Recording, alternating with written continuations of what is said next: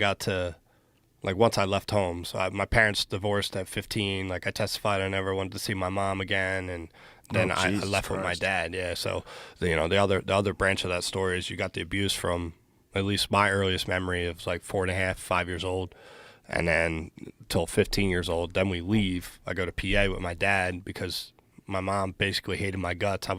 It was such a divided family. It was the girls and my mom that we lived like the farm life. Like I grew up a farm boy, and against like my dad and the fighter, right? Like I was a puppet, and I just mimicked everything that he said. But I chose my dad because I didn't want to lose wrestling or jiu-jitsu or boxing and everything. But then when I got up, giving you meaning. But then when I got up to PA, he had already had a girl he was laid up in that it was like that's all that mattered to him. And then she worked. He doesn't work, you know what I mean? So he found somebody to prey on, to manipulate, to do his thing, and then it was like, I don't need my kid no more after I went to court. And like, I didn't understand the consequences of testifying in court against your mom and being dragged to court out of school and that humiliation. I didn't talk to my mom and my sisters for years. And we don't talk currently. We haven't talked since before I got in the UFC. And we haven't talked since before I broke my arm. Wow. Because I knocked my sister's boyfriend out for being a meth head. Oh, Jesus. Yeah. Yeah.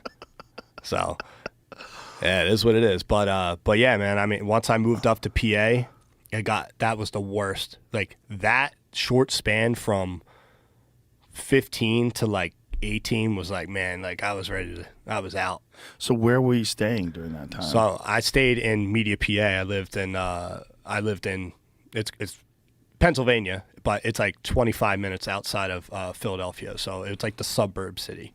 Honestly, it's like it's not bougie, but it's like a towny, nice town. And, everything was new to me. I came from a school of 330 kids. I got into high school. I was in a school of like 1,600 kids across 4 grades. But they were all like preppy fuckers. Like, kids down in South Jersey where I grew up, they were all fighting each other, like beating each other up, jumping each other after school. Up here, everybody would talk shit, nobody would fight. So it was like it was a weird thing for me to adjust. I didn't have friends. I didn't have a phone like until I started getting a job. And yeah, man, it was weird. It was really weird.